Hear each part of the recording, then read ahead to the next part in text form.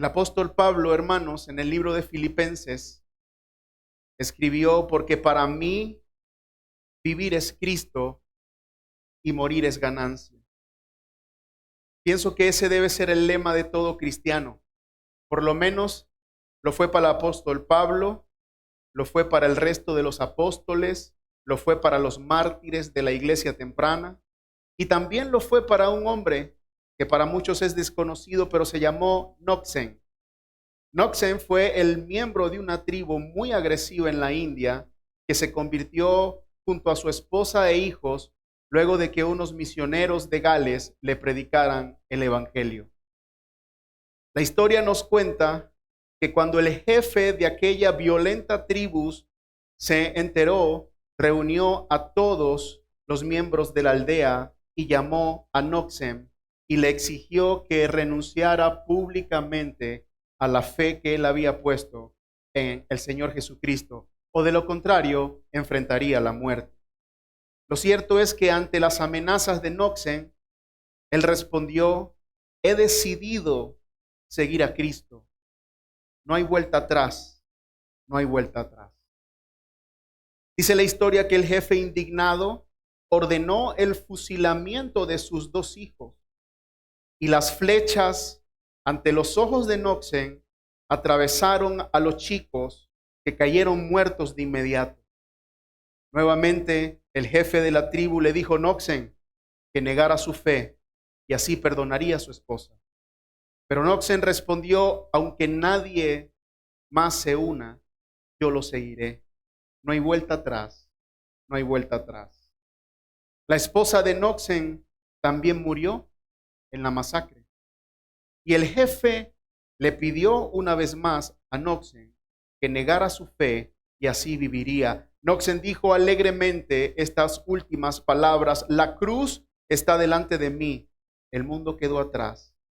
No hay vuelta atrás, no hay vuelta atrás. Le dispararon inmediatamente como al resto de su familia, pero tal resolución generó algo en la tribu. Para empezar, el jefe de la tribu, que no entendía cómo este hombre y su familia habían dado la vida por un hombre que había vivido hace 2000 años en otro continente. Y de ahí es donde nace la historia del himno que algunas iglesias cantan: he decidido seguir a Cristo. Y que, por cierto, yo le diría a ese jefe de la tribu, que después se convirtió a Cristo según la historia, la razón por la que ese hombre insignificante, tal vez llamado Noxon, entregó su vida, es porque Jesucristo es todo para la vida del creyente. Y ese precisamente es el título de nuestro sermón en esta mañana. Este será el bosquejo que les presentaré, hermanos, según el apóstol Juan nos da ideas en el pasaje. Número 1, vamos a ver cómo la gracia en Cristo no es motivo para pecar. Número 2, vamos a ver cómo Cristo es nuestro abogado calificado. Número 3, cómo Cristo es nuestra propiciación. Y finalmente, el texto nos ayudará a responder la pregunta: ¿cómo sé que he llegado a conocerle? Y finalmente vamos a aplicar el pasaje a un par de puntos de nuestra vida diaria. El argumento o la idea central que quiero comunicarles a ustedes esta mañana es el siguiente: si Jesucristo es todo para la vida del creyente, la vida del creyente es toda para él. Y lo voy a repetir, hermanos. Si Jesucristo es todo para la vida del creyente, la vida del creyente es toda para él. ¿Estamos de acuerdo o no? ¿Vivimos así o no? Volvamos a nuestro texto, hermanos. Punto número 1. La gracia en Cristo no es motivo para pecar. El apóstol Juan dice: hijitos míos, os escribo estas cosas para que no pequéis. Y quiero que note con las palabras con que Juan encabeza esta sección del texto. Es la expresión hijitos míos. Y es que Juan, el discípulo amado, aprendió de su propio maestro que algunas de las verdades más importantes y más profundas del Evangelio deben comunicarse con profundo amor. El ministerio del Señor Jesucristo le enseñó que el Evangelio luce más precioso cuando el amor ministerial lo acompaña. Y Juan encabeza esta parte de su pasaje o de su carta precisamente con la expresión, hijitos míos. Porque el Señor Jesucristo en Juan capítulo 13 enseñó una de las verdades más solemnes y la encabezó de la misma manera. Él les dijo, hijitos, estaré con vosotros un poco más de tiempo. Así que Juan, aprendiendo de su maestro, sabe que hay verdades que deben producir o deben ir acompañadas de un cálido afecto para que sean recibidas por aquellos quienes las escuchan. Así es como Juan está dejando claro que lo que está por decir no nace de la pluma de un anciano que ya está viejo y no tolera los errores de los jóvenes, sino que viene de la pluma de uno que ama como un padre y que se preocupa por la iglesia como si fueran sus queridos hijos. La pluma con la que Juan nos está escribiendo esta porción del texto está siendo movida por el amor que les tiene. Y es cierto que no es su padre biológico, pero él considera que el Evangelio ha engendrado a esos hombres y los considera su hijo. Es interesante porque cuando yo quiero llamar la atención de mi hija a una verdad que quiero que conmueva su ser, que estremezca todas las fibras de su corazón, tiendo a usar algún diminutivo como hijita mía. Entonces, lo que está aquí por mostrarnos Juan es una de las verdades más conmovedoras de la palabra de Dios. Por supuesto, toda la verdad conmueve, pero aquí vamos a ver algo que sencillamente toca la fibra del verdadero evangelio y del corazón del creyente. Pero aunque él está lleno de amor y está escribiendo en el amor a los hijos que ama, no ha sido nublada su mente por ese amor. Él no se hace indiferente ante el estado de las almas. Él no anda por las ramas porque les ama o tiene miedo a ofenderles, sino que firme como un hijo de trueno, está listo para hacerle resonar la verdad para la gloria del Señor y el bien de aquellas almas. Entonces, junto al diminutivo, hijitos míos, les dice esta verdad solemne: os escribo estas cosas para que no pequéis. Por supuesto, nos vemos obligados a responder la pregunta, ¿cuáles cosas? ¿A qué se está refiriendo Juan? ¿Qué cosas acaba de anunciar que quiere que sean tomadas con la debida seriedad y que no los conduzca al pecado? Juan ha venido hablando un par de cosas. Yo se las voy a refrescar. Lo primero que Juan hace en el capítulo 1 es escribirle algunas de las afirmaciones heréticas que los falsos maestros estaban introduciendo en la iglesia. Recordemos que algunos hermanos se fueron de la iglesia, le dijeron hasta luego, pero ellos habían vuelto a la iglesia y ahora querían infiltrarse en la iglesia con algunas afirmaciones heréticas. Por ejemplo, en el capítulo 1, versículo 6, ellos afirman que se podía tener una comunión con Dios y llevar una vida inmoral. Número 2, ellos afirman que se podía negar la naturaleza pecaminosa del hombre, dada la dualidad gnóstica que ellos tenían. Es decir, la carne era pecaminosa, pero el espíritu no. Y de alguna manera, entonces, ellos negaban la naturaleza pecaminosa del hombre. Y la tercera afirmación era que ellos estaban negando que algunas acciones que ellos estaban cometiendo y que abiertamente eran pecaminosas, fueran pecado. Así que esas eran las tres afirmaciones que estos gnósticos estaban llevando a cabo. Eso está en el versículo 10. Todas estas afirmaciones no solamente eran heréticas, no solamente eran mentiras en sí mismos, sino que además atentaban contra la belleza de la propia gracia. Juan habla junto a estas afirmaciones heréticas cuál es la verdadera naturaleza de la gracia. Porque las afirmaciones no solamente eran afirmaciones aisladas, sino que además estaban manchando la belleza inconmensurable de la gracia de Dios en Cristo. Entonces, Juan enseña cuál es la verdadera naturaleza de la gracia.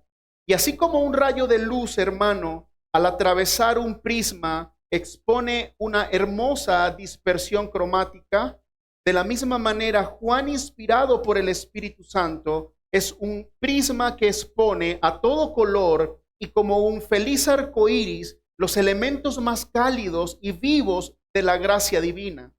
Y junto a las afirmaciones heréticas, el apóstol Juan manifiesta una de las verdades más consoladoras y elevadas a la que cualquier alma puede exponerse. Son estas. Versículo 7. La sangre de Jesucristo, su Hijo, nos limpia de todo pecado. Y la siguiente afirmación es esta. Si confesamos nuestro pecado, Él es fiel y justo para perdonar nuestro pecado y limpiarnos de toda maldad. Versículo 9. ¿Cuál es el punto de Juan? Juan está diciendo, les escribo todas estas cosas. Por una parte, les escribo las afirmaciones heréticas que manchan la verdad de la gracia, la belleza inconmensurable de la gracia. Y por otro lado, les muestro la belleza de la gracia. Yo les escribo todas estas cosas para que no pequéis. Porque si los gnósticos y los falsos maestros de aquella época estaban viendo la gracia como innecesaria o como una licencia para no pecar, el deseo mío es que ustedes vean la gracia verdaderamente como lo que es, como un consuelo y un estímulo para no pecar. Y es por eso que le dice, les escribo estas cosas para que no pequéis. Y en esa expresión, no pequéis, tenemos en resumen toda la virtud de la vida cristiana. Allí está bien expresada en dos palabras, no pequéis. Juan ha expresado sin ninguna clase de disculpa la más elevada pretensión de la salvación y las aspiraciones más puras de cualquier alma redimida, no pecar. Yo deseo que no pequéis. Tema que, por cierto, el apóstol Juan desarrollará más adelante. Por ejemplo, en el capítulo 3, el apóstol dirá, el que practica el pecado es del diablo, porque el diablo ha pecado desde el principio. Juan ve que la vida licenciosa es contraria al nuevo nacimiento. En el versículo 9 del capítulo 3 dice, ninguno que es nacido de Dios practica el pecado. Mire esto, porque la simiente de Dios permanece en él y no puede pecar porque es nacido de Dios. De hecho, para Juan, la vida del Hijo de Dios y la vida de los hijos del diablo eran reconocibles, eran diferenciables. En el capítulo 10, en el capítulo 3, versículo 10 dice, en esto se reconocen los hijos de Dios y los hijos del diablo. Todo aquel que no practica la justicia no es de Dios. Hay una diferencia abismal entre la vida de un creyente y la vida de un no creyente. El creyente tiene un corazón de carne. El no creyente tiene un corazón de piedra. El creyente está vivo. El no creyente está muerto. El creyente es un vaso de misericordia. El no creyente es un vaso de ira. El creyente es un hijo de Dios. El no creyente es un bastardo. Tiene que haber una distinción en ambos estilos de vida. Tiene que haber un impacto en la gracia. ¿Ah? Es el nuevo nacimiento. Es el efecto de la gracia en el creyente. Y por cierto, esto no lo dice Juan porque sea extremista, como algunos piensan. Juan está pensando circularmente porque ya es anciano. Él no está pensando circularmente. Él no es un viejo que está cansado de la juventud, que no se somete a Cristo. No, él está en perfecta consonancia con toda la enseñanza del Nuevo Testamento. Su maestro, porque él lo escuchó con sus propios oídos. En una ocasión, Juan 5:14, le dijo al paralítico del estanque de Betesda, no peques más para que no te suceda algo peor. A la mujer que estaba sorprendida en adulterio, en Juan 8, le dijo, vete, desde ahora no peques más. Los apóstoles siguieron en el mismo orden de ideas, en no pecar, en que la gracia debe liberar al hombre para no pecar. El apóstol Pablo, apóstol a los gentiles, en una ocasión preguntó, ¿qué diremos entonces? ¿Continuaremos en pecado para que la gracia abunde? ¿Cuál fue su respuesta? De ninguna manera. Nosotros que hemos muerto al pecado, ¿cómo viviremos aún en él? Es una inconsistencia en la naturaleza de la gracia, vivir bajo el yugo del pecado. Mire lo que agrega en el versículo 6. Sabiendo esto, que nuestro viejo hombre fue crucificado con él, para que nuestro cuerpo de pecado fuera destruido, a fin de que ya no seamos esclavos del pecado. Eso se lo escribió a los romanos, a los corintios les dijo, comamos y bebamos que mañana moriremos. No, refutó ese pensamiento. ¿Qué les dijo? Les dijo, sean sobrios como conviene y dejen de pecar, porque algunos no tienen conocimiento de Dios. Para vergüenza vuestra se los digo. Primera de Corintios 15:34. ¿Qué le dijo a Tito? En la carta a Tito, él le había dicho que la salvación había venido para enseñarnos a vivir de manera sobria en este mundo. Y él responde a la pregunta, ¿cómo vivir sobriamente en el mundo? Él dice, negándonos a la impiedad y a los deseos mundanos. En otras palabras, no cometiendo pecado, no practicando el pecado. Pedro, el apóstol Pedro, también habló de esto, haciendo eco del Antiguo Testamento que dijo, sean santos porque vuestro Dios es santo. ¿Y qué dijo Santiago acerca de la naturaleza de la verdadera religión? Él dijo, la verdadera religión pura y sin mácula delante de nuestro Dios y Padre es esta, guárdense sin manchas del mundo. ¿Qué es eso? No practicar pecado. Entonces el deseo de Juan no nace en el corazón de un anciano, sino que está en perfecta armonía con la enseñanza del Señor y de los demás apóstoles. El creyente debe esforzarse por no pecar.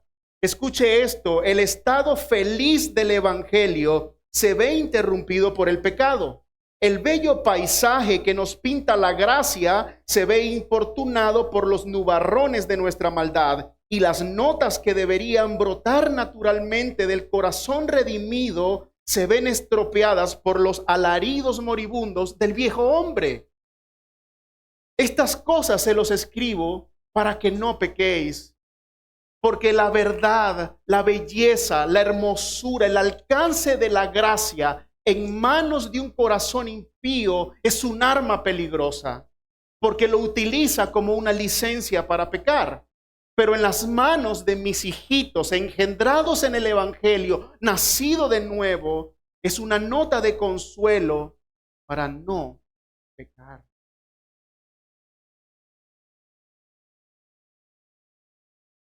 Temprano en el sermón debemos preguntar, ¿albergamos el mismo deseo por no pecar que Juan? ¿Hay una acción continua y diligente de parte suya y mía por no pecar? ¿Del lado de quién se pone usted normalmente ante una situación de tentación? ¿Del lado del pecado o del lado de la justicia y la santidad? Entienda que la gracia de Dios lo hizo libre de la esclavitud del pecado. Eso significa que lo libró de la culpa y del castigo del pecado, pero también del dominio. El pecado vive en nosotros, pero no reina en nosotros. Tiene que haber una diferencia entre nuestra vida y la vida del que no es creyente. ¿Qué está produciendo la gracia en usted y en mí? Hermano, reflexionando en el tema, creo que muchos dentro de la iglesia cristiana de hoy son bastante parecidos a estos falsos maestros que menosprecian la gracia. El púlpito es culpable de vender una gracia barata, una gracia que no transforma, una gracia que no cambia. Como lo dijo un hermano, una gracia dominguera. Pero déjeme decirle algo, la gracia que brota de la cruz del Calvario es gracia eterna. Esa gracia es la misma ayer, hoy y siempre. Así que la misma gracia de ayer que convirtió a un inseguro discípulo llamado Nicodemo en un hombre resuelto que pidió el cuerpo muerto de su querido maestro, sigue vigente para la iglesia hoy. La misma gracia que llevó a una mujer samaritana con más de 5 maridos a convertirse en una evangelista por toda la ciudad y decir, ¿no será este el Cristo? Venid a ved hombres. La misma gracia que agarró a un hombre llamado Zaqueo y lo hizo ponerse en pie delante del Señor y decir, la mitad de mis bienes daré a los pobres, y si en algo he defraudado a alguno, lo restituiré cuadruplicado. Es la misma gracia que sigue vigente hoy. La misma gracia que agarró a un hombre llamado Saulo de Tarso en el camino a Damasco y de ser un perseguidor, asesino de la iglesia, lo convierte en predicador a los gentiles y mártir de la iglesia, tiene que estar vigentes en nosotros hoy. La misma gracia que operó en Esteban, la misma gracia que operó en los mártires, la misma gracia que operó en los reformadores, la misma gracia que operó en las autobiografías que nos encanta leer, en los pensamientos que nos encanta decir, pero que no queremos imitar, tiene que estar vigente. Tenemos que negarnos a la idea de una gracia barata, porque no es barata. Tiene que transformar el corazón, tiene que transformar tu corazón, tiene que transformar mi corazón, hermanos. No es gracia barata, no estamos tan lejos de los maestros gnósticos cuando nuestra vida no luce distinta, cuando somos cristianos a la secreta. No vea esa película, por cierto. ¿Alguno fue evangelizado con esa película? ¿Cristiano a la secreta? Bien, eso es otro mensaje. No es gracia barata, hermano.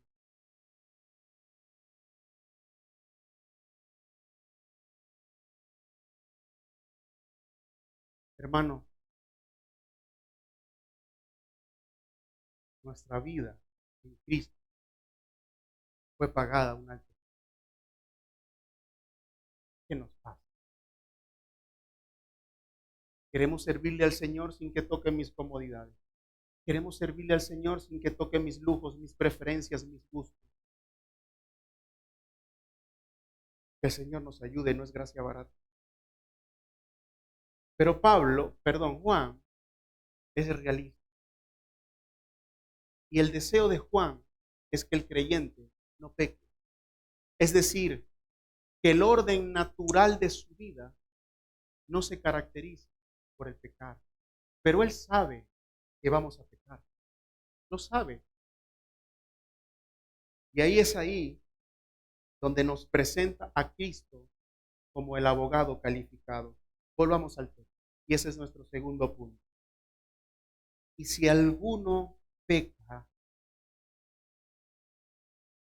¿se da cuenta que aquí se ve como una posibilidad, pero no como el estilo habitual? Digo, no dice siempre que peque. Y si alguno peque, o si alguno peca, abogado tenemos para con el Padre, a Jesucristo el justo. Lamento tener, hermanos, una lengua tan torpe que no puedo expresar todo lo que mi alma percibe en este texto. Pero de una manera sucinta y por supuesto inspirada, Juan nos muestra la gloria de Cristo de manera penetrante. Juan dice, en el caso de que alguno peque, abogado tiene. Él está consciente de que el pecar será algo inevitable. Pecará. Todos pecamos. Pero ¿qué sucede en la vida del cristiano cuando peque? ¿Acaso lo planeará? ¿Lo disfrutará? ¿Se habituará a ello? ¿O por el contrario se lamentará con dolor? ¿Qué sucederá? Sin duda se lamentará con dolor. El orden natural de su vida no es practicar el pecado. Pero cuando eso suceda, Juan le dice a las almas inquietas, cuando eso suceda, ustedes, abogado, tienen. De hecho, él lo dice mejor. Él dice, abogado, tenemos. ¿Se da cuenta? Hasta él necesita de este abogado. Ahora, quiero decir varias cosas porque la idea quiero fragmentárselas. Primero, él nos indica qué abogado tenemos.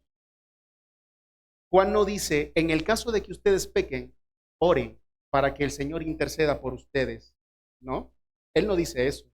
Él no dice roguen para que venga la pronta ayuda de alguien que les asista.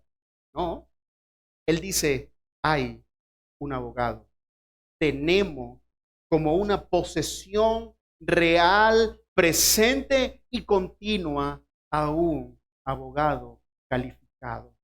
Solo una persona que está comprometida con acabar con el pecado en su vida y que ha soportado hasta la sangre, como dice el escritor de los Hebreos, en su combate con el pecado, entiende lo que aquí está diciendo. Solo una alma que pelea diariamente con el pecado puede hallar consuelo en estas palabras. Puede hallar un tierno alivio en que hay un abogado calificado. No es una promesa, no tienes que pedirlo, ni siquiera lo pienses, es una posesión real. Entonces yo sé que dentro de la iglesia hay hombres y mujeres que están luchando contra el pecado. A muerte le declararon la guerra al pecado, entienden la naturaleza de la gracia. Entonces aquí está la belleza de la gracia. Tienes un abogado calificado, es tu posesión, te pertenece, es real. Ni siquiera tienes que decir, Señor, intercede por mí. Eso está hecho en el tiempo presente. Y otra cosa interesante, por cierto, es la palabra abogado que Juan usa aquí. Porque él ya la ha usado, solo que la usó en el Evangelio que lleva su nombre, según San Juan, y que el hermano muy bien leyó. Cuando nosotros leemos en Juan 14:16 las palabras de Jesús, y yo rogaré al Padre, y Él os dará otro consolador, es la misma palabra, para que esté con vosotros para siempre. Es la misma palabra, paracletos o paraclitos, como usted lo quiera pronunciar. Entonces, ¿tenemos dos paracletos? Tenemos dos paracletos. El nuevo diccionario bíblico ilustrado lo dice de esta manera. Cristo es el paracleto celestial y el Espíritu Santo es el paracleto terrenal. Entonces el creyente no solo tiene esta posesión real en tiempo presente para nosotros hoy, sino que además tenemos la asistencia de dos paracletos. Por cierto, la palabra paracleto es sumamente interesante. No la vamos a abordar porque él aquí la está usando en el sentido de un abogado. Pero ¿sabía usted que el Señor nos ha concedido dos paracletos? El cristiano tiene dos paracletos. Y a veces estamos preocupados porque no tenemos dos carros en la casa, uno para la mujer y uno para nosotros. O porque no tengo mi casa y mi casa de la playa, no tengo dos casas. No tengo dos cuentas de ahorro. No importa, tienes dos paracletos. Son posesión real tuya. Eres inmensamente rico por la gracia de Dios. Ahora bien, ¿para qué el abogado? Lea el texto. Abogado tenemos para con el Padre. Eso sí es raro. ¿Qué familia es esa? ¿Tenemos a un Padre y necesitamos un abogado? Es una idea interesante, pero es bíblico. Ese Padre sigue siendo el juez justo y necesitamos un intercesor continuamente. Hemos olvidado eso. Hemos olvidado que en la oración del Padre Nuestro el Señor Jesucristo oró por el perdón diario y nos enseñó a orar por el perdón diario. Perdona nuestras deudas o nuestras ofensas, así como nosotros también perdonamos los que nos ofenden. ¿Por qué si pagó y todos nuestros pecados fueron perdonados, por qué se nos manda a orar diariamente por el perdón, por la naturaleza de nuestro Padre? Porque es nuestro Padre, pero sigue siendo un juez. Así que la idea que subyace en todo esto es la siguiente. Cuando el creyente peca, aunque su relación con el Padre no se rompe por cuanto sigue siendo hijo y lo será por siempre, la comunión filial sí se ve afectada. y requiere de alguien calificado que se coloque a su lado e interceda a favor de él para la restauración de la comunión que el pecado afecta. ¿Quién podría ser ese abogado? Vaya el texto. Jesucristo. Jesucristo, el justo. Hermanos, reflexione conmigo. Nosotros somos bastante audaces, si puedo usar el término, o sagaces para afirmar que Dios está airado con el pecador todos los días de su vida. Nosotros somos sagaces en afirmar que antes de creer éramos objetos de su reprobación e ira. No tenemos problema con afirmar ese estado, pero solemos reflexionar muy poco sobre la posición de Dios Padre ante nuestro pecado presente. No sé si me está siguiendo. ¿Cuál es la postura de tu Padre ante tu pecado? Esa es la pregunta. No sé, pero de alguna manera nosotros pensamos que la cosa se relaja ya. Digo, antes, cuando me predicaron el Evangelio, me dijeron que Dios tenía la saeta encendida apuntando a mi rostro, que si yo no me arrepentía iría al infierno. Ahora el viejo es bonachón. Digo, si aflojo el cinturón, relax. No, el pecado de los hijos también ofende a Dios. Tu pecado y mi pecado son ofensivos para Él. No está relajado, no está contento. Odia el pecado. Y nosotros debemos ponernos en lugar de Él, no del pecado. Es interesante, el asunto es tan interesante para Juan, que él no solamente dice que el abogado es Jesucristo, sino que dice que es el justo. Jesucristo, el justo. ¿Por qué? Porque Juan tiene una apreciación correcta de la justicia de Dios, que por cierto, acaba de usar el mismo término en el capítulo 1. Si confesamos nuestros pecados, Él es fiel y qué, y justo, es la misma palabra. Tenemos a un Padre justo y tenemos a un abogado que también es justo, que tiene la capacidad también de satisfacer las más elevadas demandas de la justicia divina. Y eso debe ser un consuelo para nosotros.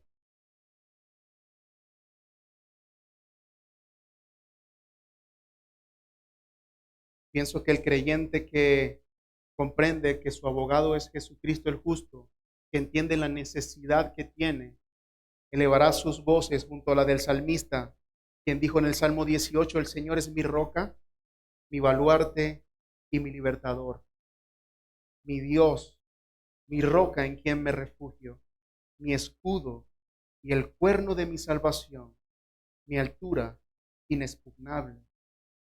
Hermano, usted que batalla con el pecado ha muerto. Usted que no le da tregua al pecado. Usted que ha dicho, estás en la pared de la santidad, listo para ser fusilado. Usted entienda que puede acudir a Cristo con prontitud, porque es su paracleto celestial, como una posesión real presente para usted.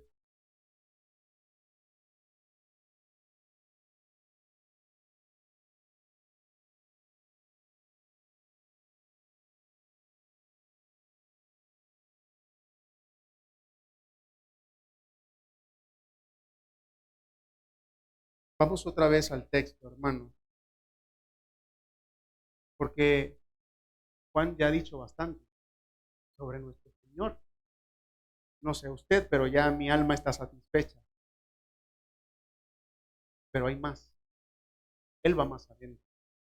Y ahora nos muestra a Cristo como nuestra propiciación. Él está dejando bien en claro que Cristo es el todo del creyente. Mire el texto.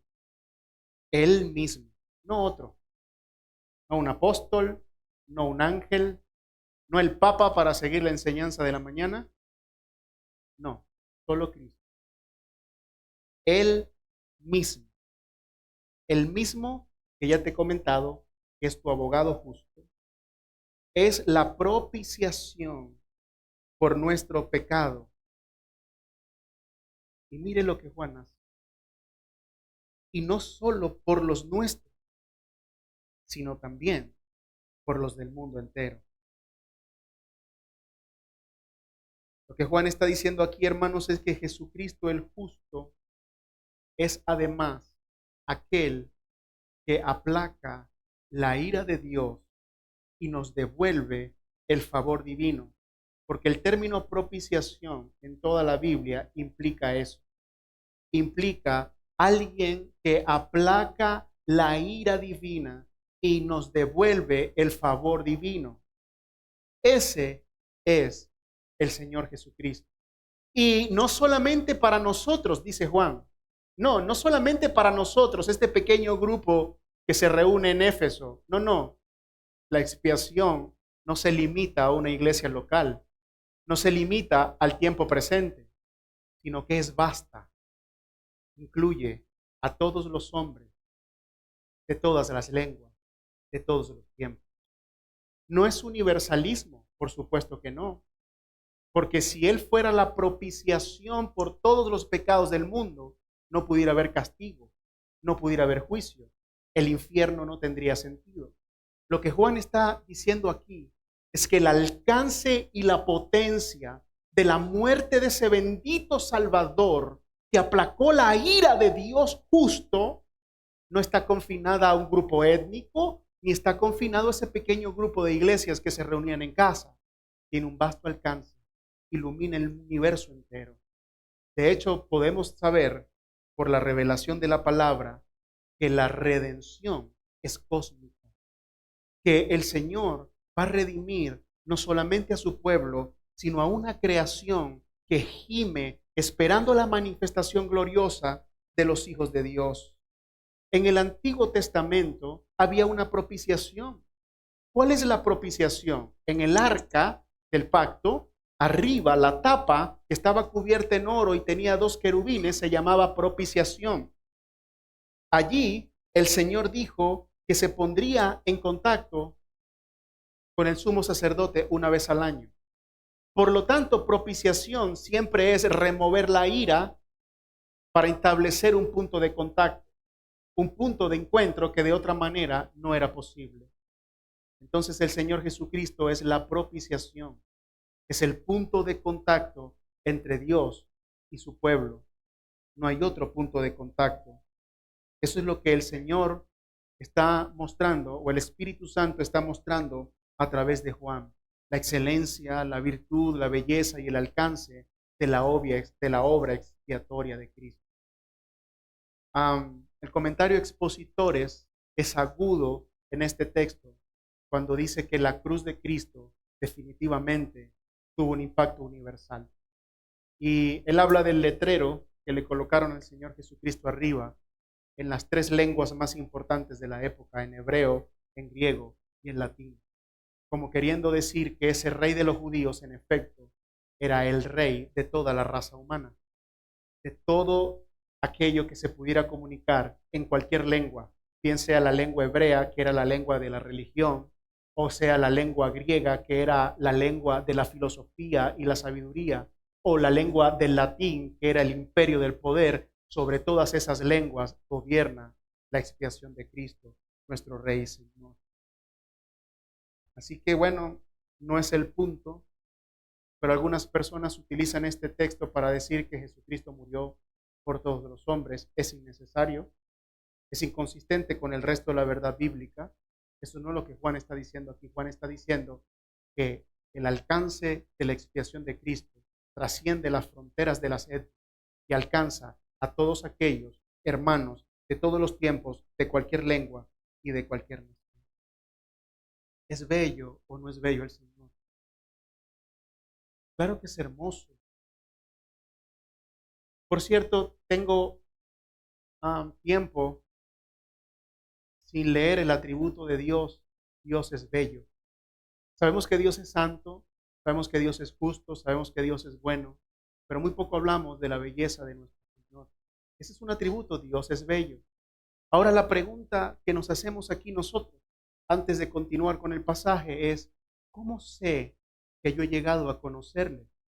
Ese es el otro punto del bosquejo. ¿Cómo sé que yo he llegado a conocer a este bendito abogado calificado y a este aplacador de la ira divina, al punto de contacto entre Dios y yo? ¿Cómo sé que lo he llegado a conocer? Versículo 3. Primero que nada, Juan da dos indicaciones o dos formas de saber que le hemos llegado a conocer. Versículo 3, y voy a leerlo hasta el 5. Primero, porque le obedecemos. Eso es lo que Juan nos dice. Verso 3, y en esto sabemos que hemos llegado a conocerle si guardamos sus mandamientos. En el versículo 4, Juan hace eco de las voces de los maestros gnósticos que se habían ido de la iglesia y habían vuelto diciendo que ahora ellos eran los conocedores de Dios. Digo, no importa que se hayan ido, pero volvieron para llevarse a más gente. Solo un pastor sabe cuánto eso mortifica. Entonces ellos decían, nosotros tenemos el verdadero conocimiento elevado de Dios. Entonces Juan hace eco de ellos y dice, el que dice, yo he llegado a conocerle y no guarda sus mandamientos, es un mentiroso y la verdad no está en él. Versículo 5. Pero el que guarda su palabra, en él verdaderamente el amor de Dios se ha perfeccionado. La pregunta, ¿cómo sabemos que hemos llegado a conocer a Dios? No es una pregunta reciente. Es una pregunta que data de años. Y básicamente podemos tener dos respuestas a lo largo de la historia.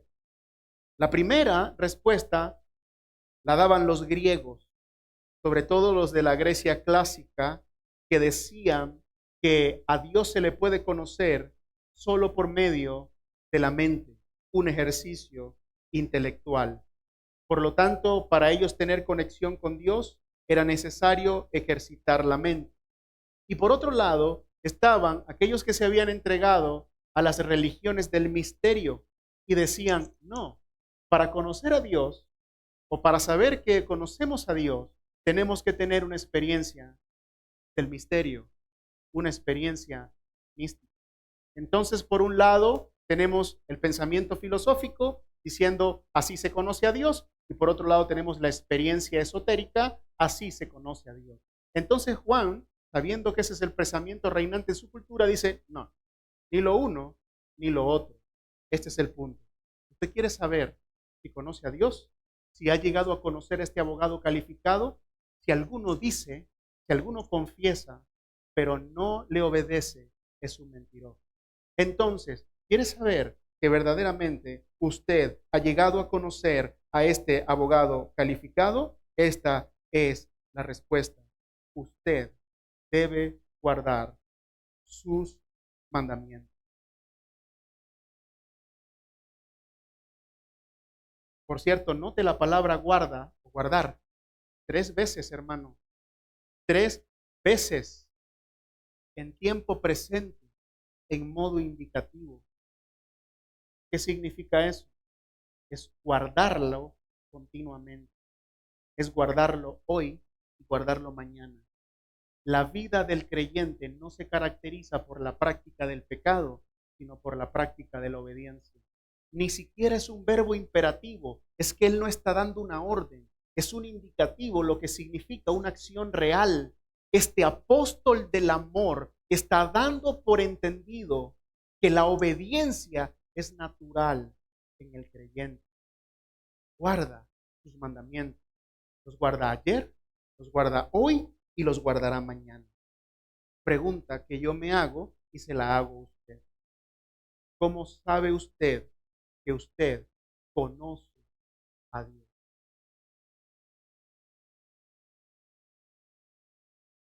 Es que me sé las doctrinas de la gracia, me sé el tulip, me sé el catecismo. Uf,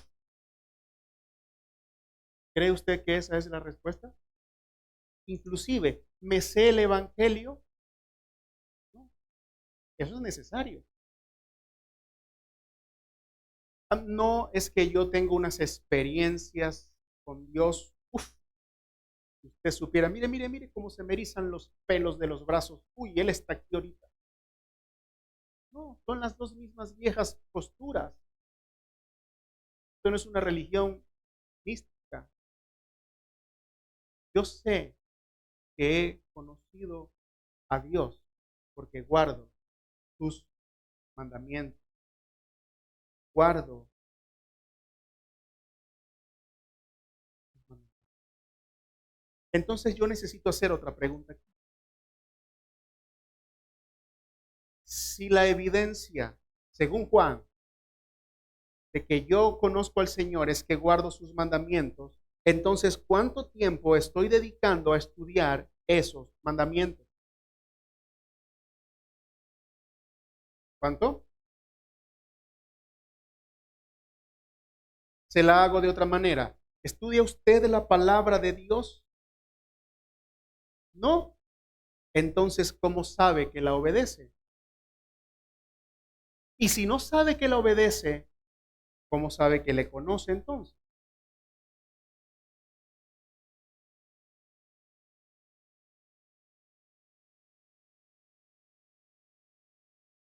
Mire lo que dice Juan.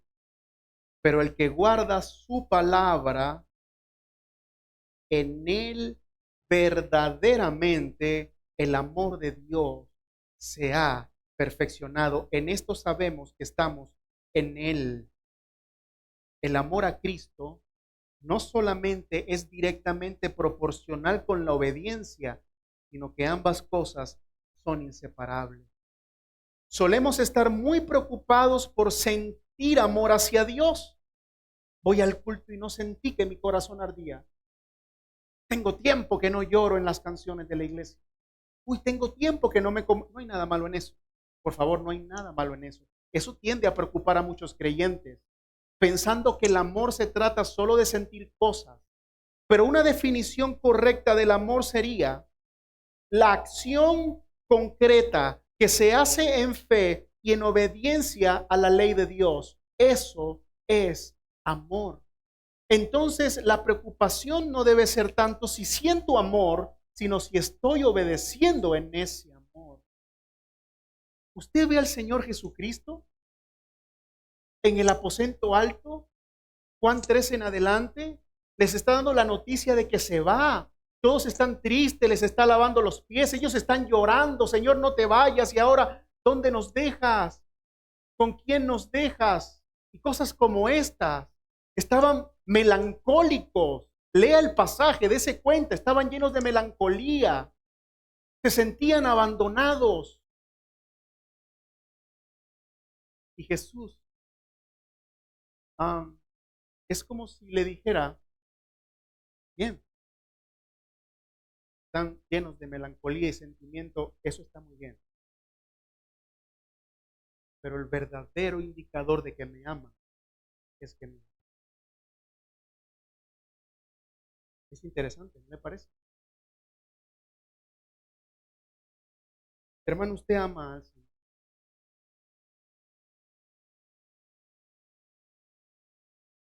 Porque el Señor se lo preguntó 3 veces a Pedro. Pedro, ¿me amas? Pedro, ¿me amas? Pedro, te quiero, quiero. ¿Me amas, Pedro?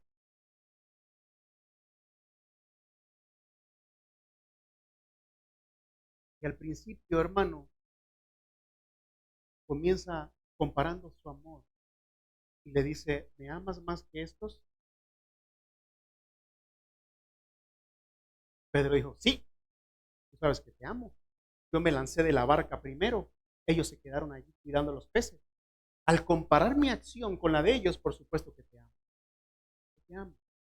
Yo saqué la espada mientras otros huían y le corté la oreja. Entonces yo te amo.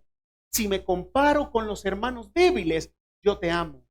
Entonces Jesús dice, muy bien, ahora quitemos la comparación de afuera y dejémonos tú y tu corazón. Y le pregunto, ¿me amas? No te compares con nadie más. No te compares con otro apóstol. No te compares con otro ministro. No te compares con otro hermano débil de la iglesia. Tú y tu corazón. Usted sabe lo que estoy preguntando. Porque no hay nada más que tranquilice nuestra conciencia, o mejor dicho, nuestro pecado, no la conciencia, nuestro pecado, que cuando nosotros estamos tibios, pero al lado de nosotros hay uno más tibio aún. Está bien, yo no te amo, ni estoy como el pastor Plinio que se come la Biblia, pero mira, mira alrededor, no estoy tan mal. Pedro, ya no te compares con los demás. Esta pregunta es entre tú y yo. ¿Me amas? No te compares con nadie más. Úsale el estándar de la Escritura. Esa es la pregunta del Señor para nosotros hoy. ¿Te ama el Señor? Vuelvo y pregunto, ¿usted ama al Señor?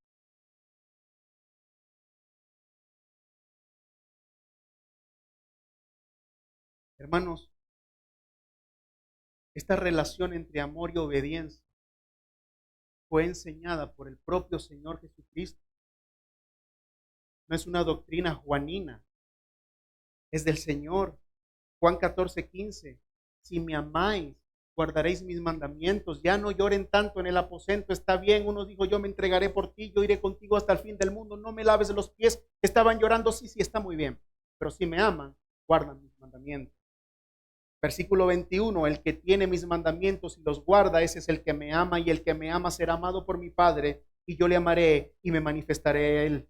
Versículo 23, y si alguno me ama, guardará mi palabra.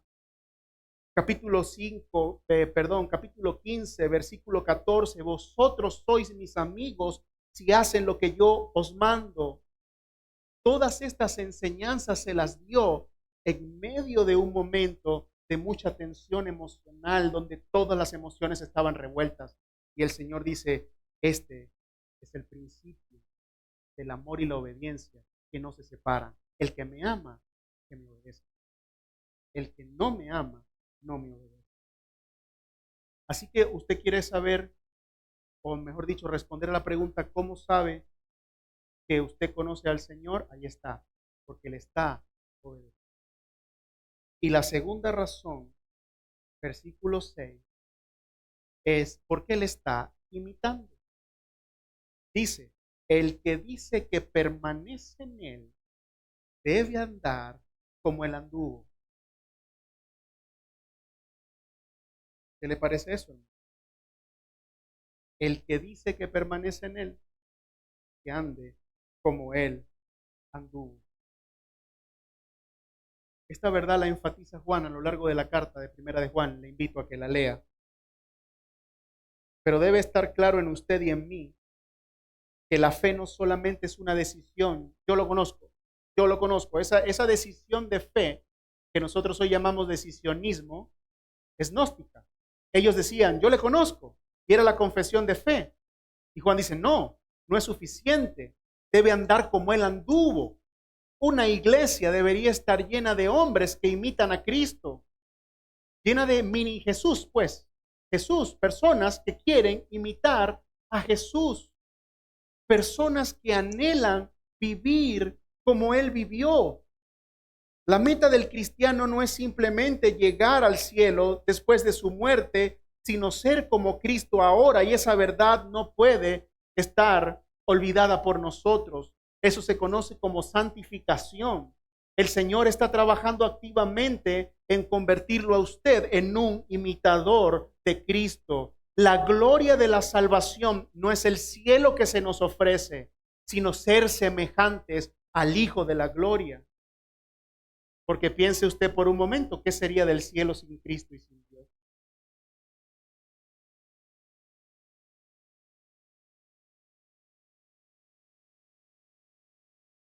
¿Y cómo anduvo Cristo?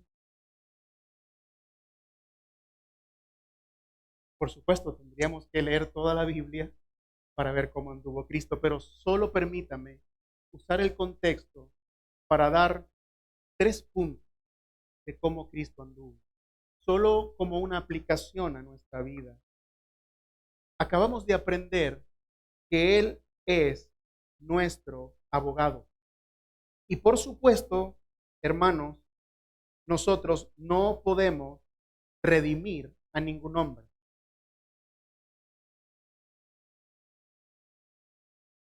Pero podemos auxiliar a otros hombres. Inclusive la Biblia nos manda a interceder por otros hombres. Efesios capítulo 6, orando en todo tiempo, por todos los que, los santos. La oración del creyente es católica. Vuelvo y digo, ¿cómo Jesús anduvo? Solo en el contexto, vuelvo y digo, solo en el contexto.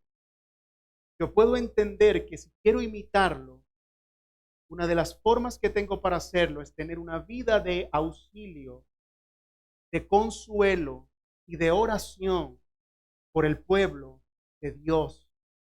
No todos tienen el don de enseñar, pero todos tienen la capacidad de interceder por los que enseñan, por los que están aprendiendo. De hecho, mira las palabras de apóstol Pablo, 2 Corintios, el cual nos consuela en toda tribulación nuestra para que nosotros podamos ¿qué? Consolar a los que están en cualquier aflicción con el consuelo con que nosotros mismos somos consolados por Dios. ¿Cree que no es relevante esta aplicación? En una cultura materialista, egocéntrica e individualista como las que estamos viviendo hoy, ¿cree que no es un llamado del Espíritu de Dios a vivir en compañerismo, una vida de oración, de intercesión, de auxilio, andando como Él anduvo? Yo creo que sí. Vemos a Jesús como propiciación, es decir, como aquel que aplaca la ira divina. Por supuesto, ninguno de nosotros puede aplacar la ira de Dios por otro hombre, pero sí podemos señalar a aquel que aplaca la ira divina. Si podemos señalar a Cristo, si podemos decirle a los hombres que abandonen su vida y vengan a Cristo antes que la ira divina se termine de derramar sobre ellos. Vuelvo al apóstol Pablo. Todo esto proviene de Dios, quien nos reconcilió consigo mismo por Cristo y nos dio el ministerio de la reconciliación, que Dios estaba en Cristo reconciliando consigo el mundo, no tomándoles en cuenta a los hombres su pecado, y nos encargó a nosotros la palabra de la reconciliación. Así que somos embajadores en nombre de Cristo, como si Dios rogase por medio de nosotros. Le rogamos en el nombre de Cristo, reconciliados con Dios. No somos aplacadores de la ira divina, pero por Dios tenemos el evangelio, el medio a través del cual el Señor llama a los pecadores. ¿Predica usted el evangelio? ¿Se predica usted el evangelio? ¿Enseña usted el evangelio en su casa? ¿Está sometido al evangelio? ¿Su trabajo muestra el evangelio?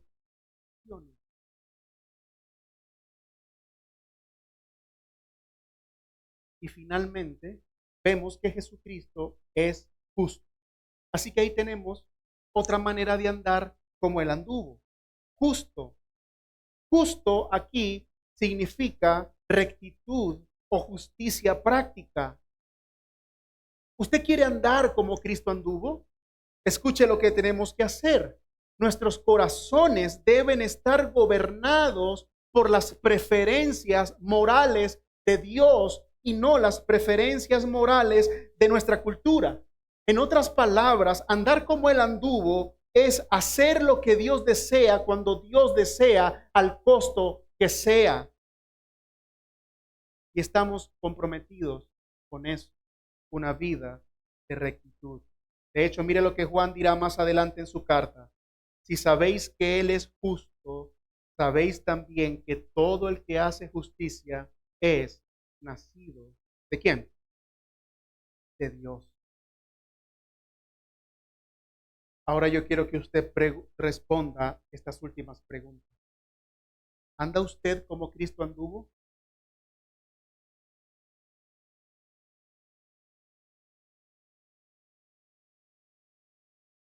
Si alguien observa su caminar diario, sus decisiones, la manera en la que usa su tiempo, sus recursos, sus dones, sus preferencias morales, sus disposiciones.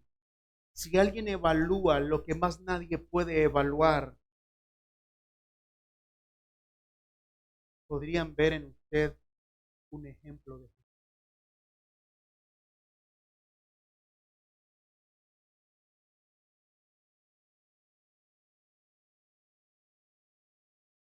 Se dice que existía un pastor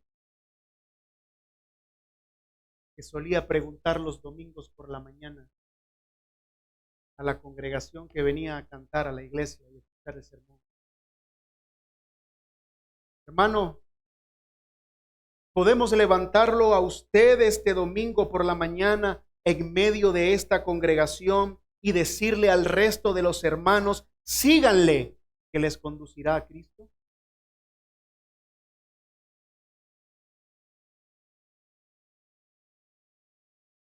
Y ese no es el caso. ¿Hacia dónde se conduce usted?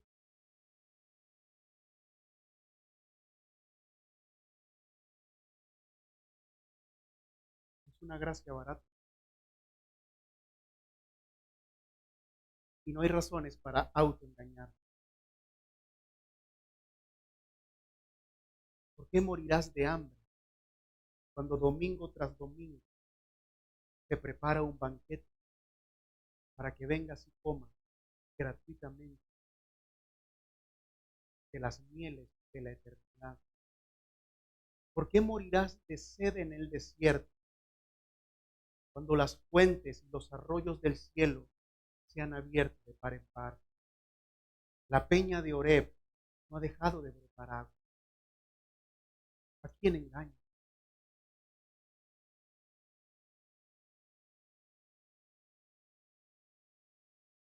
Los peregrinos seguirán marchando al cielo y Dios seguirá sentado en su trono. El único afectado eres tú. Necesitas ser sincero contigo mismo, dolorosamente sincero, pero necesitas ser sincero. No es gracia barata. Hay una transformación de sal y luz. Y la gracia sigue fabricando Nicodemos hoy, Zaqueos, Esteban, mártires.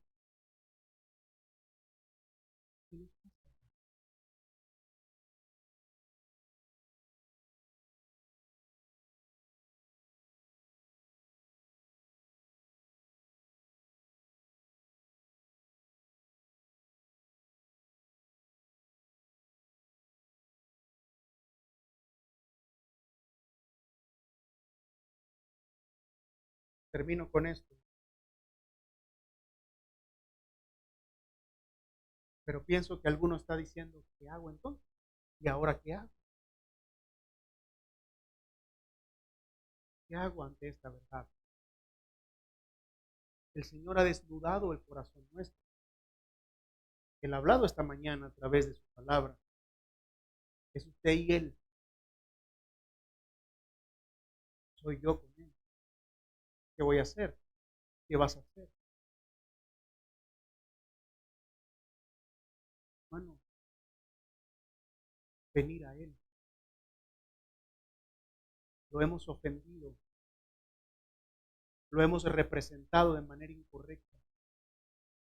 El mundo tiene una imagen muy pequeña de nuestro Dios a causa de la iglesia que lo representa.